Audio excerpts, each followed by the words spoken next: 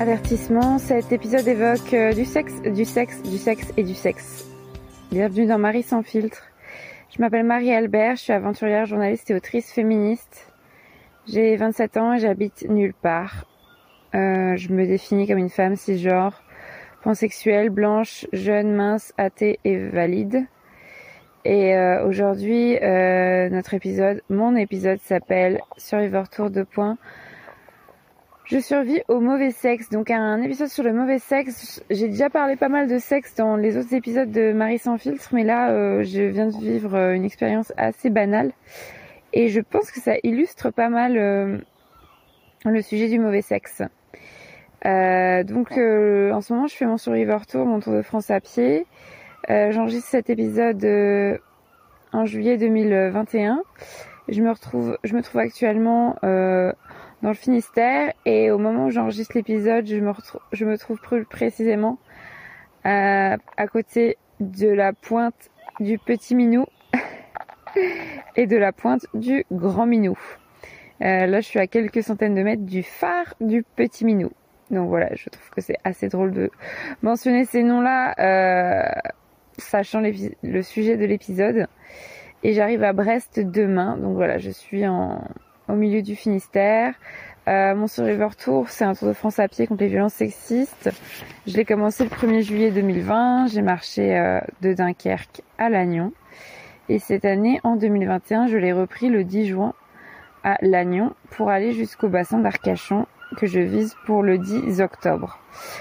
Donc aujourd'hui, on est le jour 98 si on compte depuis le début du Survivor Tour et si on compte depuis 2021, c'est 17e jour. Donc en tout, ça fait jour 98.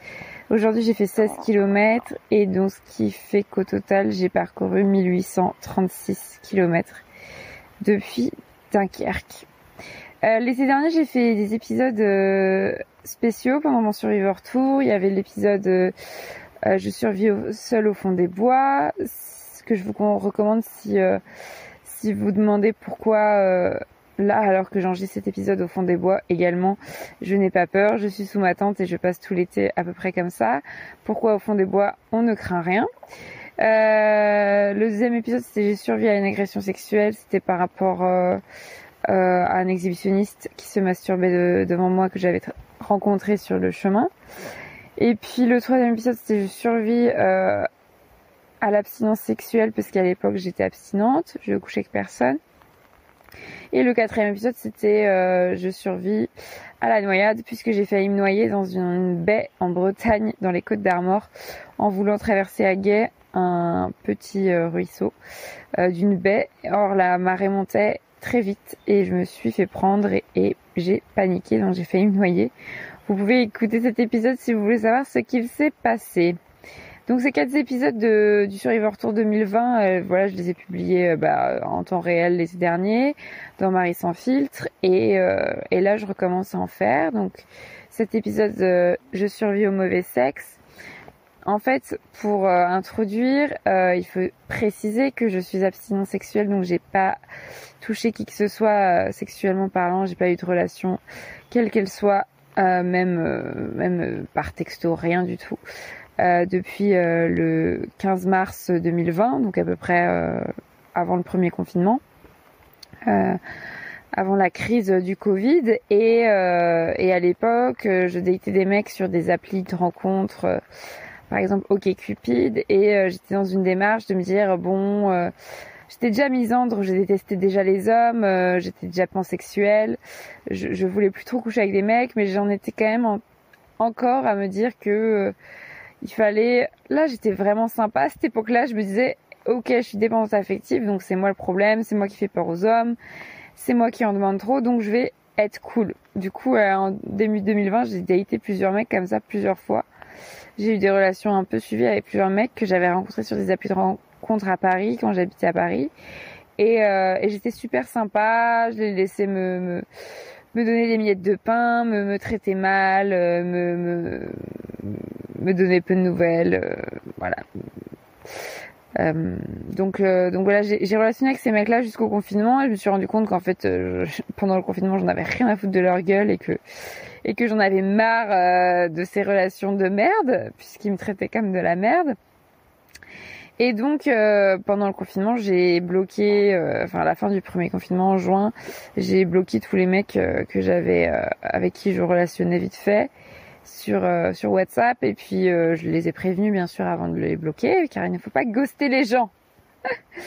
Donc voilà, c'est à ce moment-là que j'ai décidé d'être abstinent. Donc, si vous voulez en savoir plus sur l'abstinence que j'ai vécue, c'est donc l'épisode Je survis à l'abstinence sexuelle que j'ai publié l'été dernier dans Marie sans filtre. Et l'année s'est passée comme ça, 2020-2021, puisqu'en fait, on a été reconfinés. Moi, j'ai vécu 1 an à Alençon avec ma sœur en Normandie. Voilà, j'ai rencontré personne, j'ai pas cherché à rencontrer qui que ce soit. Voilà, j'ai eu aucune relation avec qui que ce soit. Et on arrive sur le Survivor Tour qui a commencé le 10 juin, pardon. Et ce qui se passe, c'est que je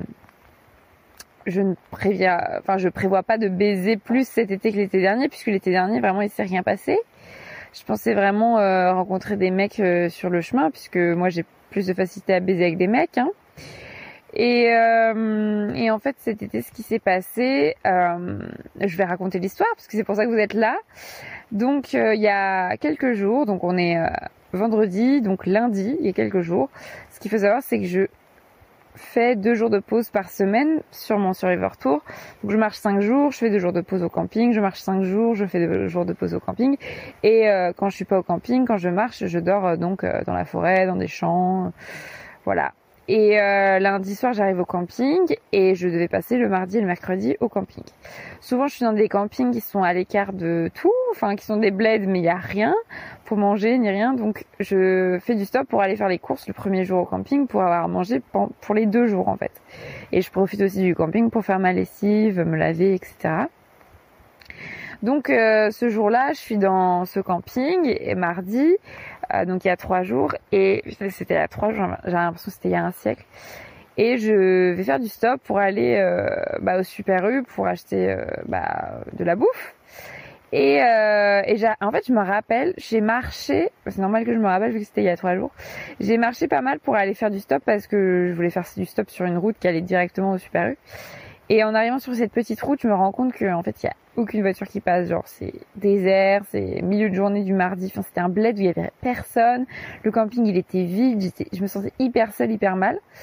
Et ce qu'il faut savoir, c'est que depuis le début de mon Survivor Tour, je me sens assez seule, alors que l'été dernier, c'était pas le cas. Donc, je sais pas si c'est à cause du confinement, des confinements successifs du Covid, mais je me sens seule, alors que d'habitude, marcher seule ne me pose pas de problème. Donc je m'arrête pour faire du stop et une voiture arrive et puis finalement tourne avant de me prendre, et la deuxième voiture s'arrête. Donc vraiment j'ai eu de la chance, j'ai attendu genre 2 minutes, 5 minutes. Et là donc c'est ce mec dont je vais parler dans tout l'épisode. Je vais pas lui donner de prénom parce que déjà il va me saouler s'il entend son prénom dans ce podcast. Et en plus c'est tellement banal ce qui s'est passé. C'est à la fois extraordinaire et à la fois banal, donc il n'y a pas besoin de dire le prénom du mec, je vais juste parler de lui en disant l'homme ou le mec dans tout l'épisode, et vous voyez de qui je parle, et ça pourrait être n'importe quel mec, vraiment. Donc je parle bien sûr, en tout cas en l'occurrence je parle d'un mec cisgenre, donc qui s'identifie au genre qui lui a été attribué à la naissance, et en l'occurrence c'était un mec blanc, hétéro. Voilà, un breton, pur jus. Donc il s'arrête, il était dans sa voiture, et il me prend en stop. Et tout de suite, il me tutoie, il met pas de masque, moi je mets mon masque. Et donc, il a le temps vite fait de voir mon visage, et puis après, je mets mon masque, et moi, j'ai bien le temps de le mater. Et il est sublime. Maintenant que j'ai couché avec lui, je spoil, j'ai couché avec lui. Mais maintenant que j'ai couché avec lui, je dirais qu'il ressemble un peu à mon ex. C'est un peu flippant. Un de mes ex. Mais sur le moment, non. Bref, c'est mon genre de mec, un mec grand, mince, brun, voilà, avec une petite barbe, voilà. Sauf qu'il est beau. Il est beau, il a un beau visage et tout, il a une voix grave, il est sexy, j'ai envie de le baiser. Donc je monte dans la voiture et là tout de suite on s'entend super bien, le feeling il passe, on sent en fait qu'on se plaît l'un à l'autre, c'est assez compliqué à expliquer, mais hier soir quand on a reparlé, c'est vrai, enfin du coup j'ai su que c'était pas que dans un sens, lui il me plaisait et moi je lui plaisais quoi. Alors que j'avais mon masque et j'étais en mode dégueulasse, j'allais juste faire mes courses. Et donc le trajet jusqu'au Super U vraiment a duré 5 minutes. Et j'ai eu le temps de le draguer en 5 minutes, donc je lui ai dit que j'étais trop contente de l'avoir rencontré et qu'il était super beau. Et là, il y a eu un blanc. Enfin, il m'a dit merci. Puis il y a eu un blanc. Et puis après, il m'a dit jeudi, quand tu passes dans mon bled, bah, je peux t'héberger. Donc j'ai dit ouais, carrément, sur son canapé. Et il se trouve qu'il travaille comme guide touristique dans un phare. Donc moi, le jeudi, je devais repartir. Donc hier, je devais repartir du camping pour marcher jusqu'à ce phare. Et puis ensuite, pour marcher jusqu'à le bled, le village ou la ville dans laquelle il habite. Donc c'était vraiment sur mon chemin. C'est pas comme si je faisais des détours pour lui. Donc il me dit, il faut absolument que tu visites mon phare. Je suis guide et tout. Je te ferai la visite. Il était hyper content. Et du coup, je dis bah ok, je vais visiter son phare. Et puis après, j'irai dormir chez lui. Enfin, c'est un trop bon plan. Surtout qu'il y a vraiment moyen qu'on baise. Donc ce serait exceptionnel, sachant que ça fait 1 an et 3 ou 4 mois, 3 mois et demi, 1 an et 3 mois et demi que je n'ai pas baisé. Et j'adore baiser, le sexe c'est ce que je préfère dans la vie. Et si on veut des choses plus précises, j'aime beaucoup sucer des bites et j'aime beaucoup les huîtres. Mais ça c'est rien à voir avec le sexe. Et après le jour où j'oserais enfin coucher avec une meuf, je pense que je préférais, enfin je pense que j'aimerais aussi lécher des chattes, mais je ne l'ai encore jamais fait. Sachant que j'ai dit une meuf, mais il n'y a pas que les meufs qui ont des chattes et toutes les meufs n'ont pas de chatte. Voilà, donc le mec, on est en stop, voilà, je vais avancer dans l'histoire. Et donc on se dragouille et on s'entend super bien. Alors vous allez me dire, en 5 minutes en stop, on peut pas se rendre compte des opinions politiques de quelqu'un, de sa personnalité. Et moi, du coup, je suis partie dans un autre univers, en fait. À la fin du stop, quand je suis arrivée au Super U, j'ai donné son numéro, il m'a donné son numéro. Et quand je suis sortie de la voiture, j'étais dans tous mes états. J'ai fait des audios, des enregistrements pour mes amis sur WhatsApp pour leur raconter. Et j'étais dans tous mes états, mon cœur battait la chamade. Et je me rappelle, j'étais dans le Super U. Et j'étais tellement heureuse et en même temps trop stressée. Enfin voilà, je savais ce qui allait se passer. Et en même temps, je ne savais pas ce qui allait se passer. Et du coup, comme ça fait 1 an et 3 mois et demi que j'ai pas vécu ça, j'avais perdu l'habitude de cette adrénaline, de la drague, pécho, pas pécho, on se plaît, voilà, il y en a. Et surtout, moi, je suis dépendante affective, donc je m'emballe tellement vite. Mais là, sachant que je me suis emballée alors que le mec, on avait passé 5 minutes dans une voiture. Donc je me suis emballée. Je dirais pas jusqu'au mariage, mais j'ai sérieusement pensé que j'allais passer plusieurs jours chez lui, qu'il allait venir marcher avec moi et qu'il allait, quand j'arrivais chez lui, me proposer un bain et prendre un bain à deux avec des bougies et du champagne. Donc voilà, j'étais à ce niveau de niaiserie. Le mec, je lui avais parlé 5 minutes dans une voiture, je ne savais même pas s'il voulait me baiser. Moi, je savais pas à l'époque. Je me disais, ça se trouve, le mec, il veut juste que je dorme sur son canapé, ça se trouve, il a quelqu'un, ça se trouve, il est gay, enfin, ça se trouve, il est juste pas intéressé. Donc, ce qui s'est passé, c'est que je suis allée faire mes courses et qu'après, quand je suis rentrée au camping, j'étais dans tous mes états. Et donc, pendant 2 jours au camping, j'ai rêvé de lui, de tout ce qu'il allait me faire, de tout ce que j'allais lui faire, des fantasmes, du sexe. Et puis aussi, je me suis refait dans la tête tous les scénarios possibles. C'est-à-dire, je me suis dit, bon, qu'est-ce qui peut se passer de pas bien, de machin. Tous les scénarios, mais je ne pensais qu'à ça pendant 2 jours. Enfin, j'ai eu d'autres soucis au camping, j'ai eu d'autres choses à penser, mais vraiment, c'était mon sujet principal. Donc, je suis partie tellement loin, je l'ai mis sur un piédestal alors que je sais très bien que les mecs, c'est de la merde. Et voilà.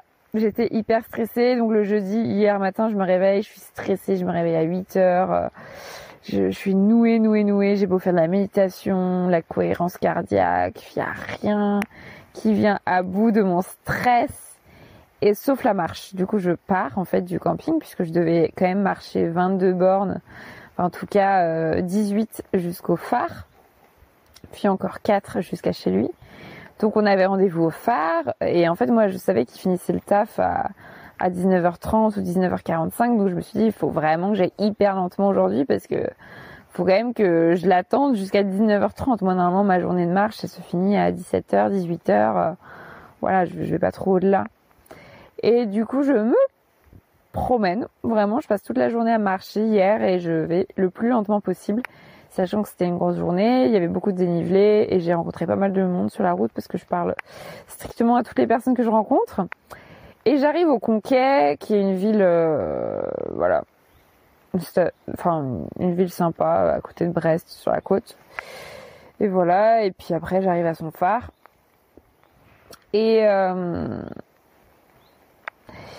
Et en fait, je monte et déjà moi j'imaginais une grande salle, genre de phare. J'imaginais que c'était une grande salle au sommet, tu montes l'escalier puis après t'as une grande salle. Alors qu'en fait non, c'est juste on était dehors quoi. On était sur un chemin de ronde d'un phare, c'est minuscule. On rentre à 5, 10 max. Et lui il fait visite à 20, je sais pas comment il fait. Et donc, il me commence à me faire la visite. Et puis après, il y a des gens qui arrivent. Donc, il fait la visite aux gens, etc. En français, en anglais. Et il est magnifique. Magnifique. Il a une petite casquette, là. J'adore. Trop, trop beau. Et le mec galant, donc déjà, ça aurait dû me mettre une puce à l'oreille, me donne me prête son gilet parce que j'avais froid. Parce qu'en haut du phare, il y avait vachement de vent.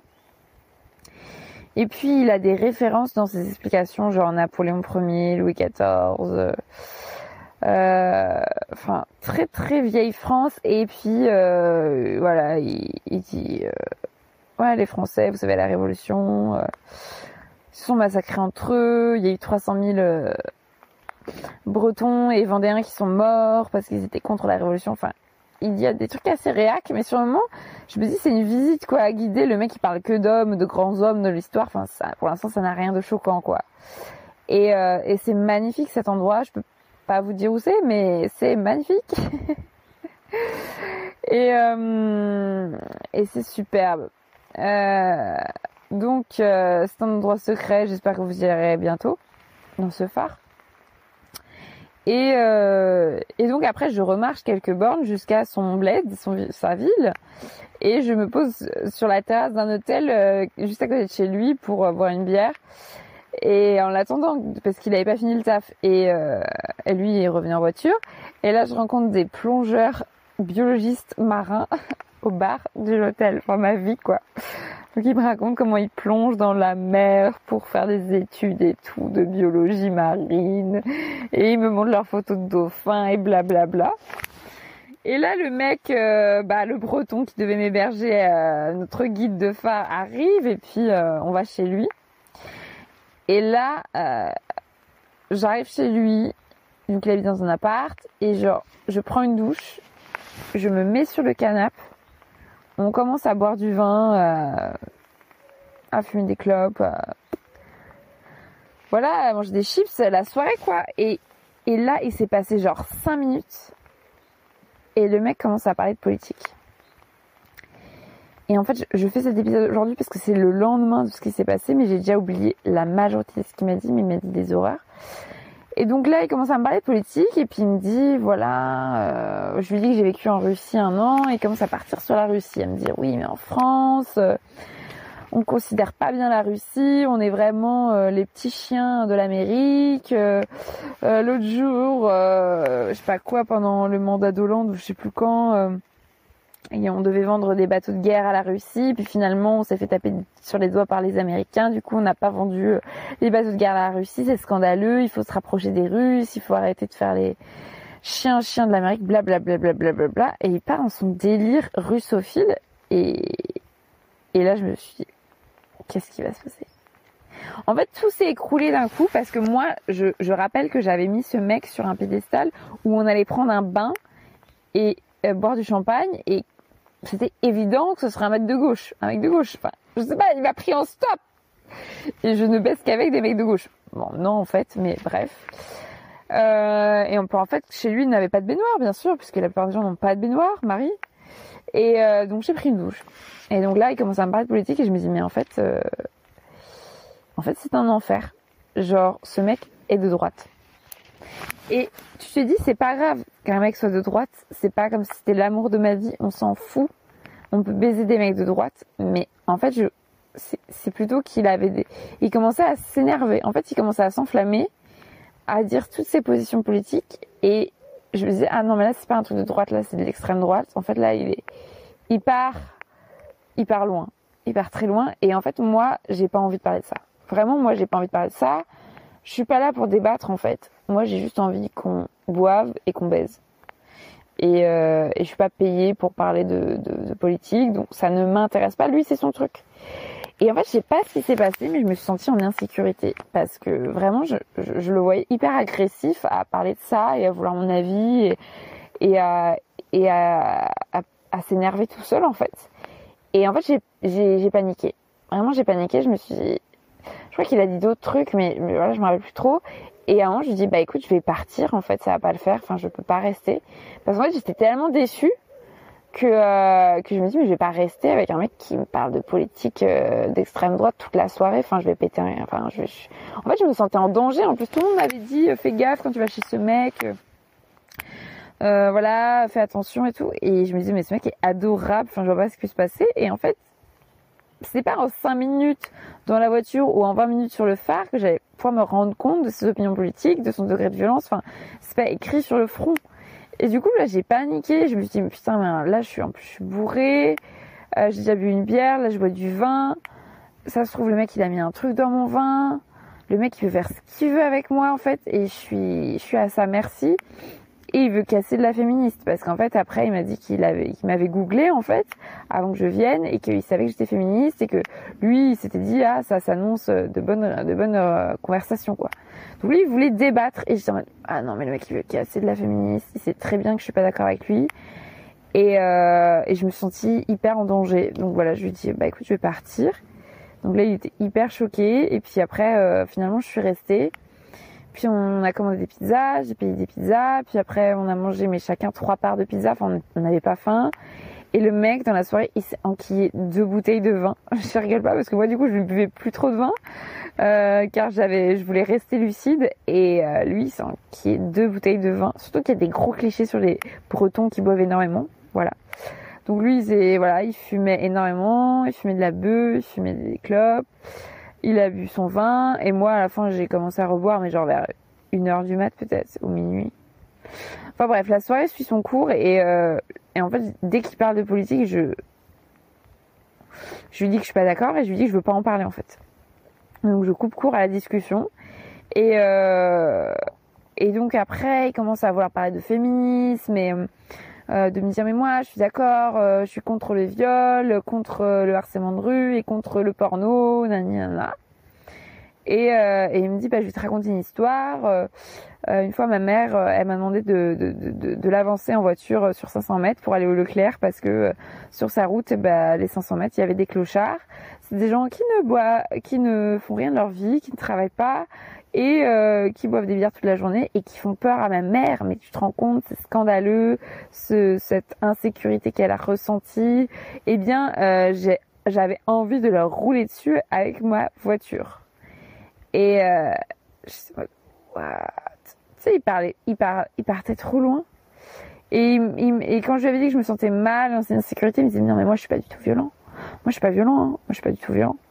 Et en fait, après, tu te dis des trucs genre, j'ai envie de leur rouler dessus avec mon kangou, ou, il me dit, ah, je me suis jamais battue. Puis après, il me dit, oh, mais si c'est pour me défendre, oui, bien sûr, je me suis déjà battue plein de fois, tu vois. Et, enfin, j'étais vraiment pas bien. Et,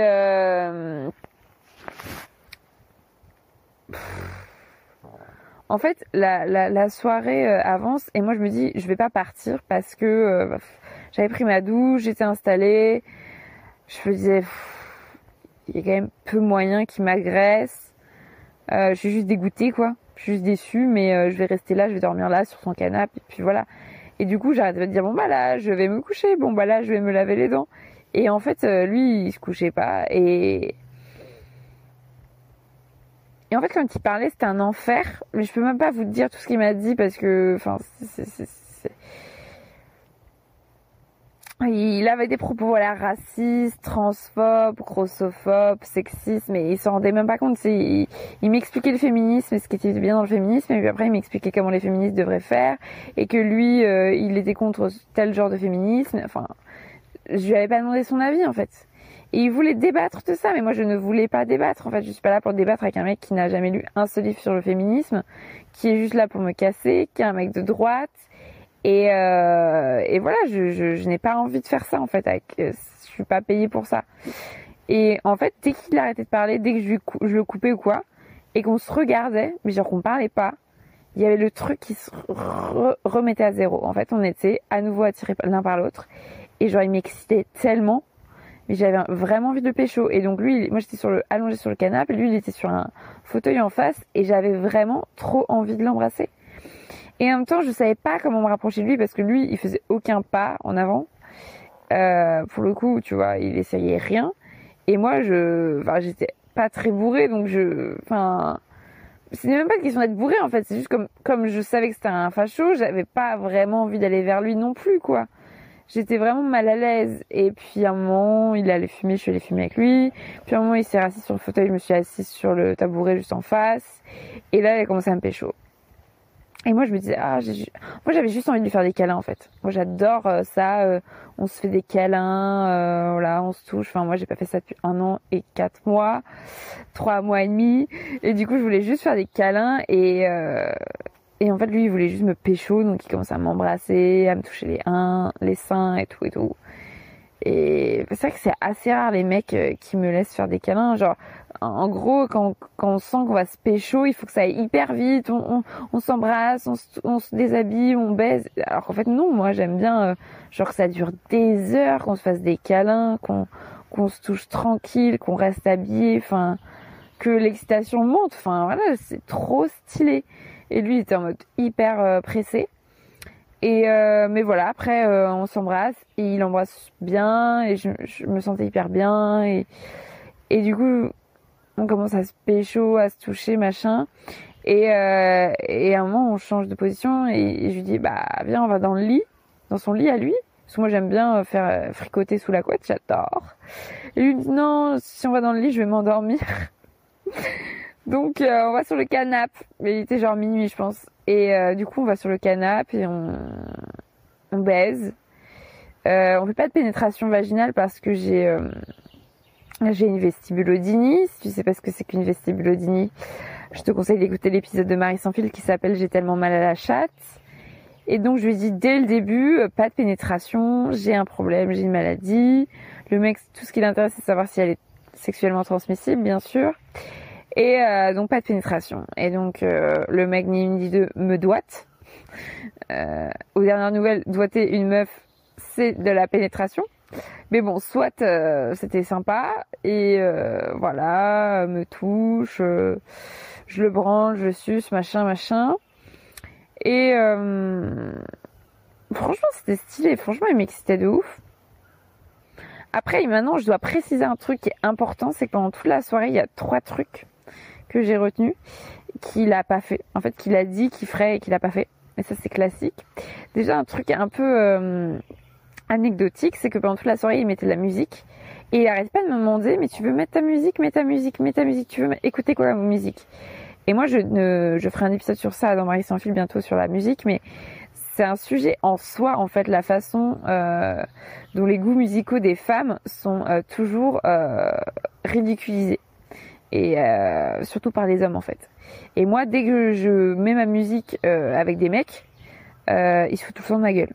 Mais ça c'est de la merde, c'est pas de la musique, mais t'as pas de goût, mais machin, mais nous on a des vrais goûts, nous on écoute de la vraie musique. Et avec tous mes mecs, franchement en tout cas mes 2 premiers, il y avait vraiment ce truc de eux ils écoutent la bonne musique, ils m'apprennent ce que c'est que la musique. Et vite fait, c'est arrivé peut-être quelques fois qu'ils écoutaient la mienne, mais voilà, je me suis toujours sentie inférieure en goûts musicaux parce que voilà j'écoute de la pop, j'écoute des trucs commerciaux qui passent à la radio, du R&B, du rap, voilà, et des trucs américains, français et en fait des trucs que des millions de personnes écoutent. Enfin je veux dire c'est pas On devrait assumer d'écouter ça puisqu'on est des millions à écouter ça. Et avec les mecs, enfin souvent les mecs ils sont tous là avec leur goût précieux, ils font genre ils écoutent des musiques hyper élaborées alors que je suis sûre qu'en douce ils écoutent que des trucs comme moi. Et du coup là il met sa musique, il est fan de Georges Brassens, il me met Nina Simone, il m'explique toute la vie de Nina Simone. Et puis il me dit bah mets ta musique. Et moi je dis non parce que en plus je tremblais pendant la première partie de la soirée parce que j'étais vraiment mal à l'aise. J'étais toujours mal à l'aise. Et puis je voulais pas mettre ma musique, je savais très bien qu'il allait se foutre de ma gueule, enfin c'était évident. Puis au bout d'un moment, quand on avait déjà baisé ou quoi, qu'on était plus à l'aise, que j'étais plus à l'aise, bah je lui dis bah ok, on met ma musique, mets Aya. Et il me dit Aya, c'est quoi Aya? Bah, je lui dis bah tu mets Aya, tu connais pas Aya? Et il me dit hein? Ah, Aya Nakamura. Ah non, mais ça c'est de la merde. Alors qu'il m'avait dit genre 2 heures avant, mais n'importe quoi, je critiquerai pas tes goûts musicaux. De toute façon, dire c'est de la merde, c'est n'importe quoi. Faut juste dire qu'on n'aime pas, mais ça n'existe pas. Ça, c'est hyper, c'est hyper. Il a pas dit sexiste, mais voilà, il était en mode non, mais moi je critiquerai pas tes goûts musicaux. Et là, je lui dis mettre Aya Nakamura, et il était en mode non, mais ça c'est de la merde, jamais je mets ça. Et du coup, j'étais en mode ah ok, bon bah tu vois. Et il me dit non mais autre chose. Et j'ai dit mais en fait non. Enfin genre il m'a fallu 4 heures pour te proposer Aya Nakamura. Et là tu me dis non. Enfin à quel moment j'ai envie de te proposer autre chose? Surtout que moi j'avais juste envie de danser quoi. Donc voilà, premier exemple. Deuxième exemple, il me dit il me raconte que son père quand il avait genre 8 ans lui disait qu'il fallait plus s'occuper du plaisir de sa partenaire que de son propre plaisir à soi en tant que mec hétéro. Donc il me dit ouais, du coup moi j'ai toujours entendu mon père en train de me dire qu'il faut que ma partenaire soit comblée avant de penser à mon propre plaisir. Du coup moi je me suis toujours occupée du plaisir de ma meuf et des meufs avec qui je baisais et tout. Et c'est toujours passé en premier. Le mec, on a baisé toute la nuit sans pénétration. Il a joui une fois, je l'ai sucé plein de fois et une fois il a joui dans ma bouche. Et j'ai joui 0 fois. Enfin, je veux dire, c'est tellement ouf. Et tu vois, je lui fais remarquer. Moi, je dis, mais non, mais là, enfin, ok, tu m'as doigté, ok, tu m'as léché vite fait parce que je t'ai demandé. Mais j'ai pas joui. Et genre, il y a 1-0 là. T'as joui et pas moi. Et il est en mode, non, mais c'est pas la quantité qui compte, hein. Ça se compte pas comme ça le plaisir. J'étais en mode bah ouais, quand c'est dans ton sens c'est sûr, c'est pas comme ça que ça se compte. Et en plus j'avais raconté en fait toutes les fois où j'avais couché avec des mecs et que ils s'endormaient après avoir joui et que j'étais en mode ouais, hello, je n'ai pas joui. Et tu vois, il se foutait de la gueule de ces mecs là. Il m'avait raconté à ce moment-là cette histoire avec son père et en fait il fait exactement pareil. C'est-à-dire que j'ai passé une nuit, c'était torride, c'était excitant, c'était trop cool. Mais concrètement, je n'ai pas joui et il a joui. Et je dis pas qu'il faut à chaque fois chercher l'orgasme. Enfin, c'est pas la panacée, mais juste, moi, j'ai passé plus de temps à lui donner du plaisir, en fait, que lui à rechercher mon orgasme, en fait. C'est sûr. Et le troisième exemple que je voulais te donner, c'est la pénétration. C'est-à-dire qu'en fait, je lui dis que j'ai ma vestibulodynie, que je ne fais pas de pénétration. Et je lui dis, c'est marrant parce que chaque fois que je dis ça au mec, il se débrouille toujours d'une façon ou d'une autre pour qu'on finisse par faire de la pénétration. C'est-à-dire les mecs ne me violent pas, mais je leur dis pas de pénétration et puis à la fin de la relation on se retrouve à faire de la pénétration. Enfin je veux dire à la fin de la nuit on se retrouve à faire de la pénétration. Et je lui dis ça, je lui dis puis c'est incroyable, c'est-à-dire que comme par hasard leur bite finit dans ma chatte, on sait pas comment, ils ont réussi à me convaincre, ou alors ça finit dans mon anus, allez sodomie. Et j'étais en mode, mais tu vois, enfin, comme si on pouvait rien faire d'autre. Et ils me disent, oui, on fera pas de pénétration. Mon cul. Et donc lui, il me dit, ouais, c'est vrai, tout, c'est abusé. Et bah, toute la soirée, toute la nuit plutôt, il me proposait la pénétration. C'est-à-dire que je lui dis non. Le mec, toutes les heures, il me redemandait. Ouais, mais du coup, on peut faire de la sodomie, du coup. Ah, et je me rappelle qu'à un moment, finalement, on allait dans le lit. Et à 4h du mat, et donc là on se chauffe de ouf dans le lit et donc il rebande et en fait tout d'un coup il s'arrête et il me dit je mets une capote. Et j'étais en mode bah non en fait, Genre, c'est pas parce que je suis chaude que je te dis que tu m'excites, que j'ai envie de toi, que je veux faire de la pénétration. Je t'ai déjà dit non 4 fois. Tu vois, c'était fou en fait que le mec il te dit des grands principes qu'il ne respecte jamais. Je le préviens bien de tas de trucs, il ne respecte jamais. Et du coup, je me suis pas sentie respectée quoi. En soi, oui, j'ai eu du plaisir, c'était excitant. J'ai passé une bonne nuit, mais je sais que le mec il m'a utilisé en fait et que c'était pas un rapport égalitaire. Et c'est pour ça que cet épisode s'appelle je survis au mauvais sexe. C'est parce que le mauvais sexe c'est pas forcément un rapport de merde du début à la fin. Là j'ai bien aimé en fait baiser avec lui, mais en fait le résultat c'est quoi? C'est que le mec une fois qu'il a joui, bah il s'est endormi, ou alors il voulait refaire de la pénétration, il voulait faire de la pénétration, mais comme j'ai pas voulu, il s'est endormi. Donc une fois qu'il a joui, il s'est endormi. Et moi j'ai passé la nuit dans son lit à pas dormir en fait, puisqu'en plus il avait pas de volet. Donc j'étais réveillée 2 heures après qu'on se soit couché par le soleil. Et lui il a juste dormi comme un bébé comme d'hab. Et moi j'ai pas dormi de la nuit en fait. Et aujourd'hui je devais partir marcher, bah je pouvais pas marcher, j'étais trop fatiguée. Et tu vois, mon clitoris, il le touchait mal, ou il me faisait mal, ou ça l'intéressait pas trop, ou il a pas trop essayé longtemps. Je lui ai dit de me lécher un moment, mais il m'a léché genre 3 minutes. Et puis voilà, il arrête pas de me doigter, et alors que j'ai une vestibulodynie, enfin, c'était trop bizarre. Et en fait, ce mec-là, c'est peut-être pas l'illustration du mauvais sexe, parce que il y a pire en fait. Mais le mauvais sexe que je veux dénoncer, c'est la banalité du truc. C'est qu'en fait, moi dans ma vie, j'ai eu 45 à peu près partenaires masculins avec qui j'ai baisé. Donc c'est pas forcément de la pénétration, mais pour moi c'est du sexe. Et c'est récurrent en fait, ce schéma de ils vont jouir plus de fois, je vais plus m'occuper de leur bite. Eux, à la fin de la relation, il y a une chance sur 2 pour qu'ils sachent même pas où est mon clitoris. Et ils vont s'endormir une fois qu'ils ont joui. Et c'est tellement récurrent que même quand je les préviens de pas faire ça, ils le font quand même. Et là, c'est le mec qui m'explique à quel point il se soucie du plaisir de ses partenaires, que lui, il se soucie du consentement, qu'il est féministe, ceci, cela. En fait, y a rien dans les actes, il y a rien en fait. Et donc je lui dis plusieurs fois que je l'aimais. J'ai dit plusieurs fois que je t'aime, parce que quand je suis très excitée, je dis je t'aime à la personne, ce qui ne signifie absolument rien. Mais en soi, c'est vrai que je suis dépendante affective. Donc là, je me suis dit, c'est impossible que je tombe dépendante affective de ce mec-là. Donc dépendante affective, ça voudrait dire que je sois amoureuse de lui au bout de 2 heures. Ça, c'était déjà après la première fois qu'il m'a pris en stop, j'ai envie de dire. Mais je m'étais dit, c'est impossible que je tombe amoureuse de ce mec-là. Si vous voulez en savoir plus sur ma dépendance affective, c'est l'épisode 5 de Marie sans filtre qui s'appelle Pourquoi je tombe amoureuse des connards. Et donc là je me dis mais c'est impossible que je tombe amoureuse de ce mec là, parce qu'en fait je le reverrai jamais. Et c'est un mec de droite. Et ça fait quand même 1 an et 4 mois, 3 mois et demi que je me passe des hommes. Enfin c'est pas pour retomber amoureuse d'un mec, mais aussi facho. Enfin c'est impossible. Genre même sa personnalité, elle me plaît pas. Enfin, ok, il est sympa.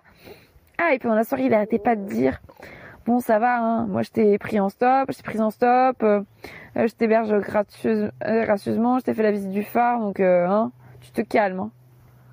Et genre quand il a appris que j'avais Insta, il était toujours en mode mais tu vas pas m'afficher sur Insta, hein, tu vas pas me cancel, tu parles pas de moi sur Insta. Genre même jusqu'à ce matin quoi, là j'ai limite peur qu'il m'envoie un message pour me le rappeler. Et j'étais en mode, bah, en fait, si tu me fais pas de mal, il y a aucun risque que je parle de toi sur Insta. Et puis, si je parle de toi, ce sera pas avec ton prénom. Enfin, personne peut savoir que c'est toi, tu vois. Bref. Et aussi, ce qu'il faut préciser, c'est que pendant toute la nuit, j'étais hyper méchante avec lui. C'est-à-dire qu'effectivement, je le coupais quand il parlait de politique. Je lui disais tout le temps des trucs méchants, des critiques. Enfin, vu que je suis misandre et que je déteste les hommes, je balance des horreurs toute la nuit. Donc le mec, il s'en prend plein la gueule. Et franchement, il est sympa de me garder chez lui. Voilà. Donc je pensais pas être tombée dépendante affective de lui. Et puis finalement, quand je suis partie chez lui, en fait, ce qui s'est passé, c'est que je me suis sentie progressivement très mal. Donc à 9h, il me fout dehors, on va dire. Et je me barre à 9h45. Et je me dis, je vais planter ma tente dans un champ pour grappiller encore quelques heures de sommeil parce que là, je peux pas marcher. Enfin, je devais marcher aujourd'hui, c'était pas possible. Et donc je vais dans un champ et le temps d'y aller, je fais un audio pour mes meilleurs amis pour leur expliquer ce qui s'est passé sur WhatsApp. Et j'arrive dans le champ, j'envoie mon audio, j'arrive dans le champ et là je me mets à pleurer. Mais vraiment des sanglots de désespoir et je me sentais tellement en colère et tellement triste et là rien que d'en parler ça m'émeut. Et je plante ma tente, je commence à m'installer mais en fait je n'en pouvais plus. Je me sentais tellement seule alors que justement j'étais allée chez lui parce que je me sens seule et que je me disais qu'une bonne soirée avec quelqu'un ça me ferait me sentir moins seule, mais en fait d'avoir eu cette relation avec lui, je sais pas, ça m'a fait me sentir encore plus seule quoi. Je sais pas, relationner avec des hommes cis hétéros, c'est se sentir encore plus seule qu'avant, j'ai l'impression. Et certes j'étais contente d'avoir couché avec lui, c'était cool et finalement ma soirée était mitigée, mais quand je me suis retrouvée dans ce champ ce matin, j'étais au bout de ma vie et j'ai eu des pensées suicidaires et j'étais désespérée quoi. Je me dis mais je peux pas continuer comme ça, enfin je me sens tellement seule, je me sens tellement mal, je souffre tellement et donc je me suis couchée quelques heures dans ce champ-là et puis quand je me suis réveillée, je me suis remise à pleurer en fait et j'imaginais la lettre que j'allais écrire à mes proches pour leur dire que je me suicide, enfin c'était n'importe quoi. Et du coup, je dis à ma meilleure amie, voilà, que j'ai des pensées suicidaires et que je me sens hyper mal. Et donc, elle m'a appelée, enfin, on s'est appelé, et puis après, ça a été beaucoup mieux. Et je suis allée, j'ai rangé ma tente, je suis allée faire les courses, et après, je suis partie marcher. J'ai fait 16 km aujourd'hui, ce qui est énorme vu que j'ai peu dormi. Et je suis arrivée ici à la pointe du petit Minou. J'aurais pu dormir à la pointe du grand Minou, mais vraiment... j'ai pris là où c'était plus pratique pour moi. Et voilà. En fait, maintenant, je me dis, bon, je suis pansexuelle, donc l'objectif c'est de coucher avec d'autres personnes que des hommes cis, bien sûr. Mais je suis malheureusement encore dans ce schéma de pécho des hommes cis. Et je suis peut-être pas dépendante affective. Enfin, je progresse quand même sur certaines choses. Par exemple, il y a encore un an et demi, j'aurais fait de la pénétration. Là j'ai résisté alors qu'il a bien insisté toute la soirée. J'aurais été dépendante affective, donc je lui aurais renvoyé des messages aujourd'hui. Là voilà, c'est hors de question. Donc je progresse un peu. Après le mec était quand même un mec de droite, donc mais je pense qu'il y a un an et demi j'aurais été à ses pieds en fait, alors que en fait j'ai l'impression que plus le mec me traitait mal, plus j'étais à ses pieds. Et là en fait non, je commence à me dire non, enfin je mérite mieux quoi. Et donc si je continue à coucher avec des mecs cis, parce que ça va continuer malheureusement, même si j'essaierai de diversifier, n'est-ce pas, je me suis dit ça en marchant aujourd'hui, je me suis dit mais en écoutant Dua Lipa toute la journée, je me suis dit mais je vais mettre en place 3 règles. Parce qu'il a une chanson à Dua Lipa qui s'appelle New Rules, où elle met en place 3 règles pour pas rappeler un connard. Et donc, je sais pas, j'ai pensé à ça aussi. Je me suis dit, je vais mettre en place 3 règles. Quand je couche avec un mec cis, la règle numéro 1, c'est qu'il faut que j'ai à l'esprit que je vais forcément être déçue. C'est-à-dire que, là, le mec en question, je l'ai mis sur un piédestal. Pendant 2 jours, j'ai imaginé que c'était un dieu. Et quand je l'ai rencontré, en fait, c'était juste un mec de base. J'étais beaucoup méprisante avec lui pendant toute la nuit et arrogante. Donc, je vais pas dire que c'était un pauvre mec.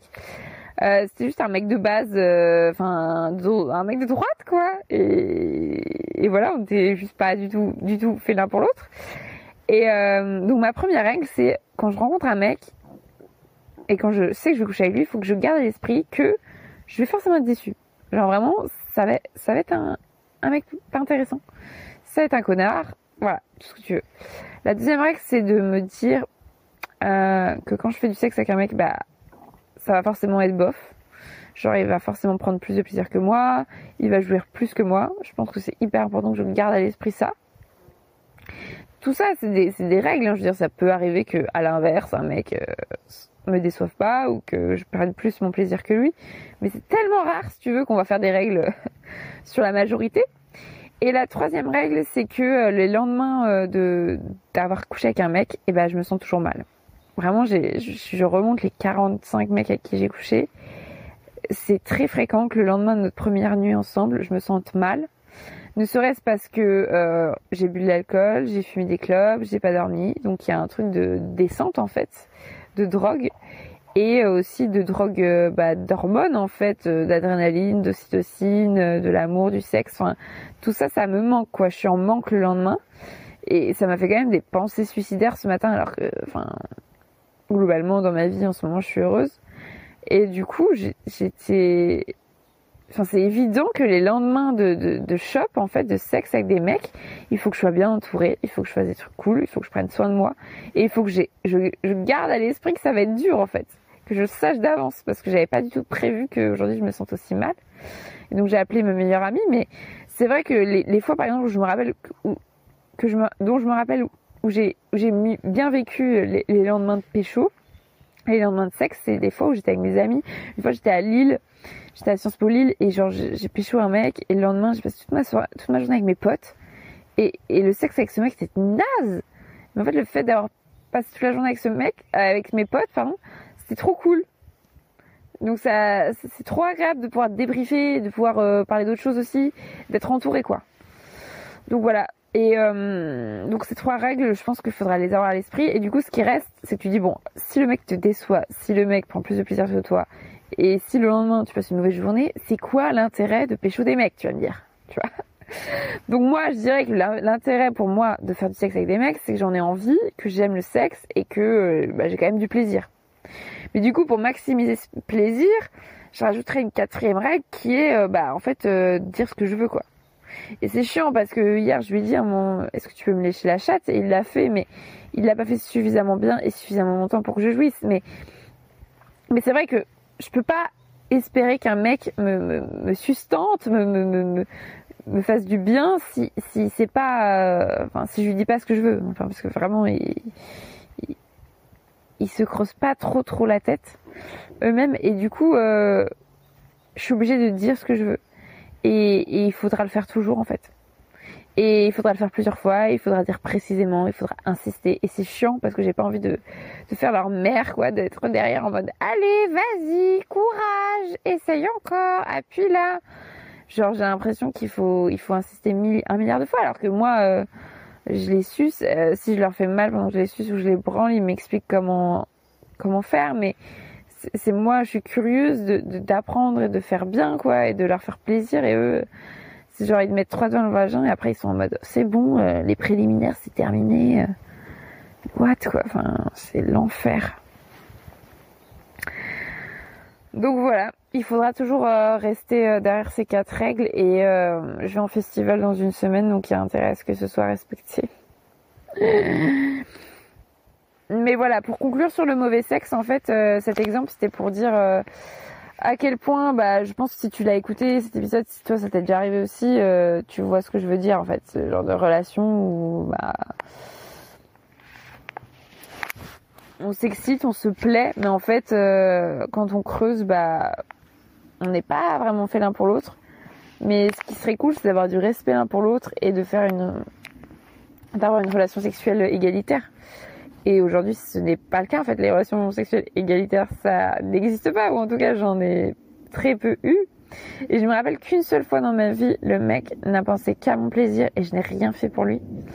C'était il y a 2 ans. Je suis rentrée avec un mec à mon appart à Paris, et en fait, maintenant, je fais passer des entretiens d'embauche aux mecs qui veulent me baiser parce que je me suis retrouvée dans tellement de lits à faire de la pénétration et à me faire chier et avoir mal, que maintenant je leur demande, avant qu'on rentre, je leur demande, là tout de suite, si on se retrouve dans un lit, tu me fais quoi? Et si le mec me dit j'ai envie de te faire l'amour, j'ai envie de te pénétrer, là, next.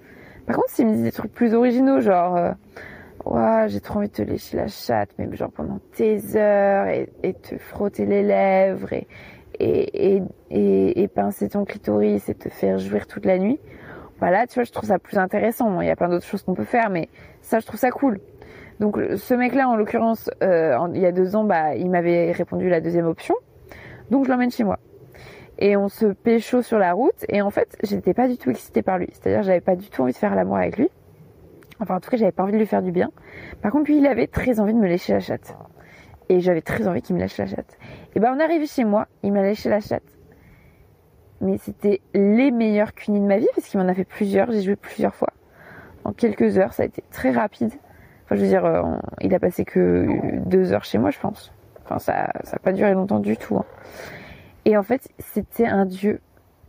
Mais c'était pas un dieu parce que, oh, c'était la bonne combinaison, je suis tombée sur le bon mec qui sait faire les cunis qui me sont destinés à moi, non.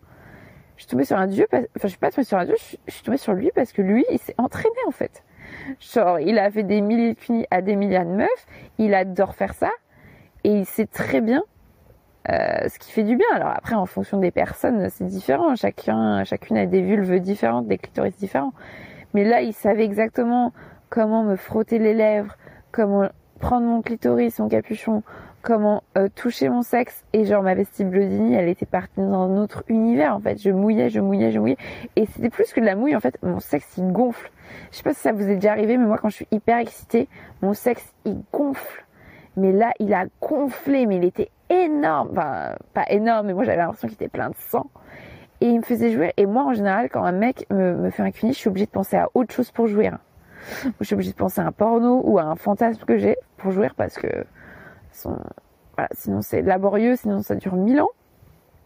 Ils sont obligés de me mettre 3 doigts, de me lécher. Enfin, c'est compliqué pour eux, quoi. Là, le mec, je ne lui disais rien. Et je devais me retenir de jouir. Vraiment, je pensais à rien et je devais me retenir, je devais penser à un vélo, à ma grand-mère. Je devais me retenir de jouir, sinon il me faisait jouir en 2 secondes. C'était incroyable. Donc, qu'on vienne plus me dire non, mais les femmes, et vous, les clitoris, nanani, nanana, c'est plus dur à faire jouir, c'est moins mécanique. Là, c'était tellement mécanique, genre c'était le 7e ciel. Et il m'a fait ça plusieurs fois. Et en fait, moi, après, je me suis sentie super coupable parce que je lui ai rien fait, parce que j'avais pas envie. Et après, il est rentré chez lui.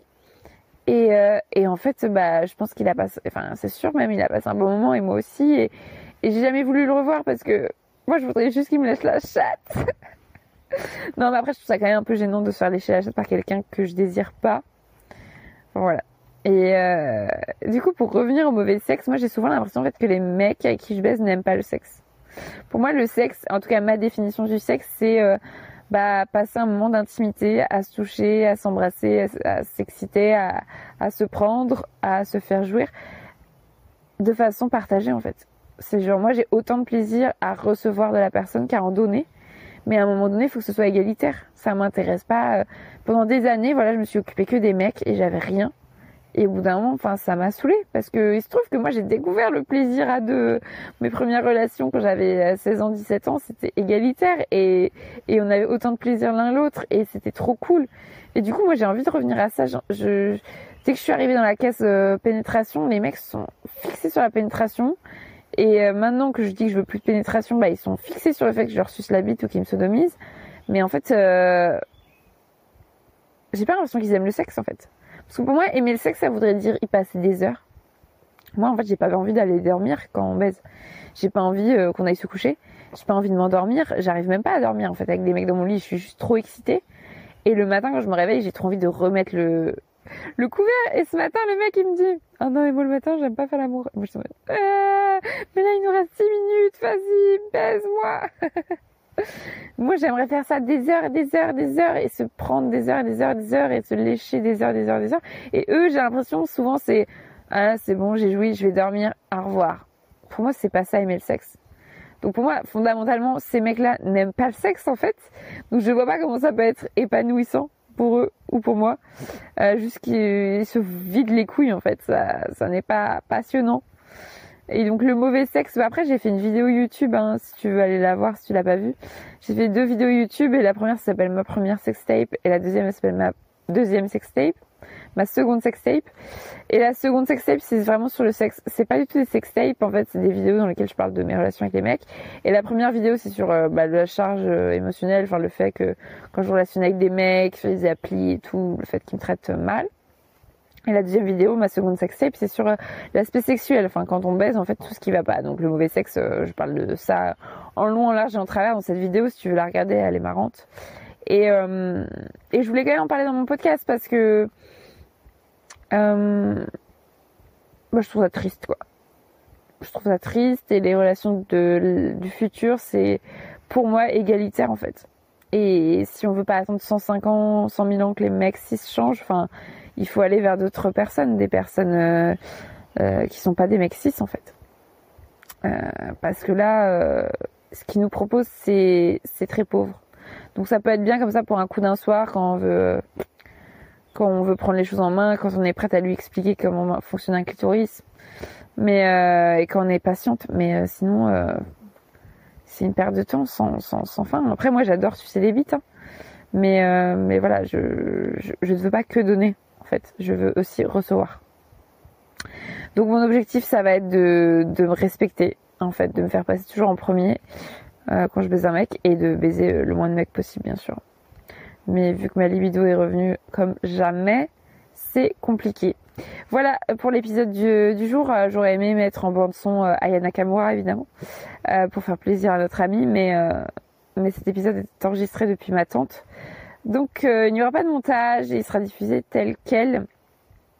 Merci de l'avoir écouté. Si tu as des réactions par rapport au mauvais sexe, que ça t'évoque quelque chose, tu peux m'écrire sur mes réseaux sociaux. C'est Marie-Albert FR, mon pseudo. Facebook, Twitter, Instagram, LinkedIn, blablabla.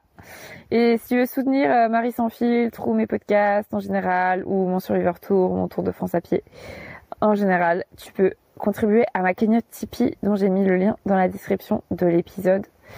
Voilà, je referai des épisodes au fur et à mesure de l'été. Si possible et en fonction des sujets qui émergent. Mais voilà, aujourd'hui je me sens assez triste et en colère et dépitée et en même temps j'ai baisé, donc c'est toujours ambivalent. N'est-ce pas? Ça ira mieux demain quand j'aurai dormi. Bisous bisous.